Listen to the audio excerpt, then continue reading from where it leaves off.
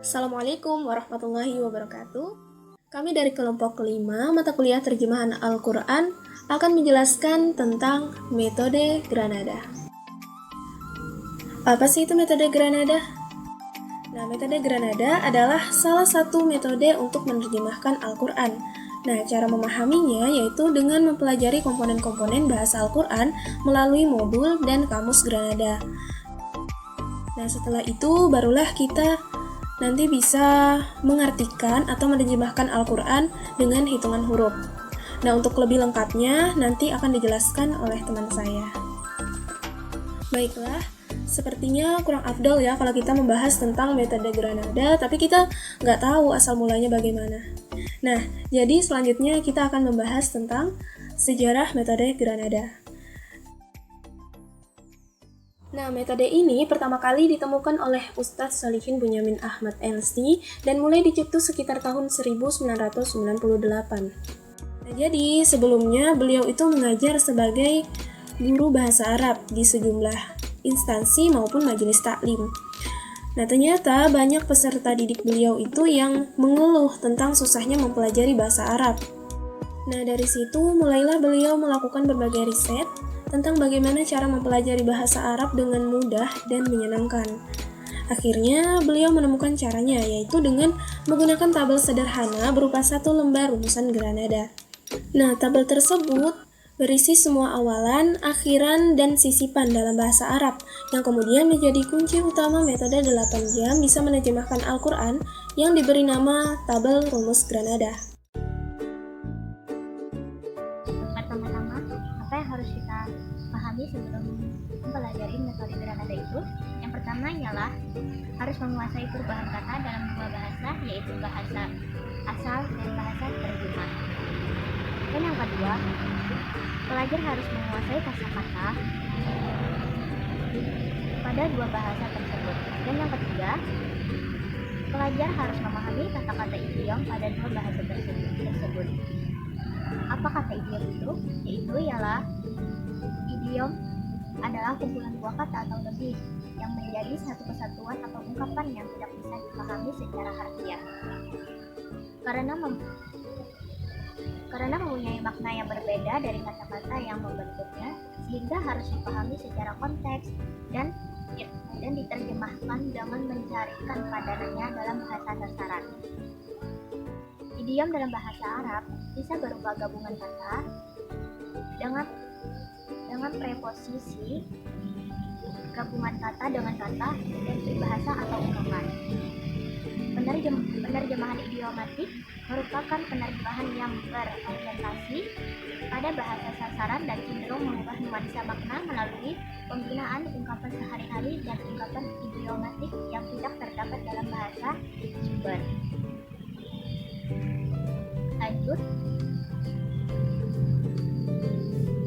untuk bisa menerjemahkan dengan baik, bisa menggunakan metode Granada ini, peserta didik harus melewati empat langkah proses menerjemahkan metode Granada. Itu langkah pertama yang harus dilalui oleh peserta didik adalah menguasai komponen kalimat dalam bahasa Arab. Nah, sekarang kita masuk kepada proses menerjemah. Padahal jika kita lihat komponen di dalam bahasa Arab, yaitu ada hanya 3 saja, yaitu kata benda, kata kerja, dan huruf. Yang pertama, kata benda seperti kata Nahlun, Muhammadun, Rizabun, Makkahun. Dan ibarat seperti kata Rasulullah terdiri dari 2 kata, tetapi artinya satu benda, yaitu Rasulullah, seorang utusan Allah. Dan yang kedua, kata kerja atau kalimat fi'il, yaitu kemasukan huruf mematahkan seperti an, lan, dan fai. Dan huruf mematikan seperti lam, in, la, lamma, man, dan la. Dan yang ketiga, huruf atau kalimat huruf, yaitu salah satunya adalah huruf bermakna adalah setiap kata yang bermakna, bukan kata kerja dan kata benda. Huruf bermakna tidak mengalami adanya perubahan bentuk, sifatnya statis, tetapi maknanya selalu dinamis. Seperti satu huruf bermakna, contohnya lam, atau artinya untuk, milik atau bagi, atau pada, atau karena, atau supaya. Nah, jika kita menemukan pola kata DSK atau pola MUA, apa pola kata DSK itu? Yaitu dhammah, sukun, dan kasroh. Seperti kata muslimun, yaitu kata kerja pelaku pasif bermakna yang di tempat atau waktu atau ide. Itu kata kerja huruf penyakit ya dan waw di tengah dalam akar kata berubah menjadi waw, di akhir berubah menjadi pola fal. Asal kata yaitu fala atau wafala. Jika huruf tersebut berharokat fathah, berarti yang hilang adalah hamzah dan ya secara berurutan. Contoh seperti yarawna, setelah dikurangi yang tersisa hanya satu huruf yaitu wa. Untuk mengetahui akar katanya, ialah kita hanya cukup menambahkan hamzah dan ya saja secara berurutan, sehingga akar katanya adalah ya. Nah, langkah yang terakhir ialah yang harus ditempuh peserta didik adalah latihan yang istiqomah. Mungkin itu saja penjelasan dari saya. Akhirnya kita sampai dalam poin terpenting dalam video kali ini, yaitu penerapan metode Granada ketika kita mencoba untuk menerjemahkan Al-Quran.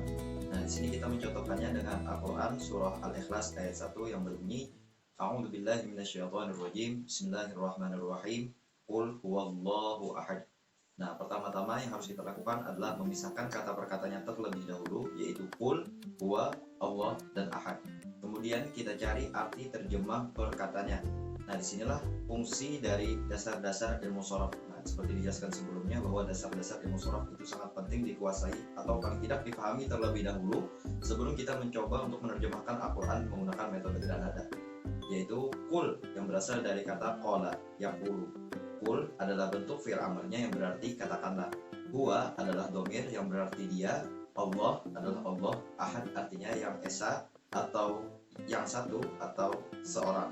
Maka dari itu arti dari kul huwallahu ahad setelah kita kumpulkan kata per katanya adalah katakanlah dialah Allah yang Maha Esa.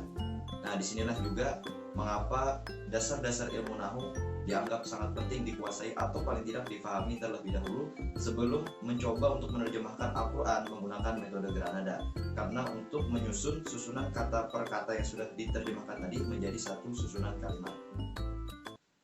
Nah, selanjutnya kita memasuki pembahasan tentang kelebihan dan kekurangan dalam metode Granada ini. Tentu dalam setiap metode penerjemahan Al-Quran tentu memiliki kekurangan dan kelebihan masing-masing. Adapun kelebihan dari metode Granada ini adalah yang pertama, dapat diajarkan dalam waktu yang cukup singkat yaitu 8 jam. Kemudian training of trainernya hanya memerlukan waktu 3 jam asalkan jangan gaptek atau gagal dalam teknologi. Kemudian kelebihannya berikutnya adalah dapat diajarkan dengan menggunakan standar pengajaran di Indonesia. Dan yang terakhir kelebihannya adalah tidak membuat orang takut belajar. Kemudian kita memasuki pembahasan tentang kekurangan metode Granada ini. Yang pertama, kekurangannya adalah metode Granada ini hanya bisa dipakai atau digunakan untuk menerjemahkan teks-teks bahasa Arab yang berharakat atau berbaris. Sehingga untuk teks-teks bahasa Arab yang tidak berharakat atau tidak berbaris, maka tidak bisa menerjemahkan menggunakan metode ini. Kemudian kekurangan yang berikutnya adalah sulitnya memahami padanan kata yang tepat, karena bahasa yang terkandung dalam Al-Quran memiliki makna bahasa yang sangat tinggi. Nah, itulah kelebihan dan kekurangan dari metode Granada ini. Nah, itu dia tadi penjelasan tentang metode Granada dari kelompok kami. Mohon maaf apabila ada salah kata, dan terima kasih banyak telah menyaksikan video ini sampai akhir. Sekian, wassalamualaikum warahmatullahi wabarakatuh.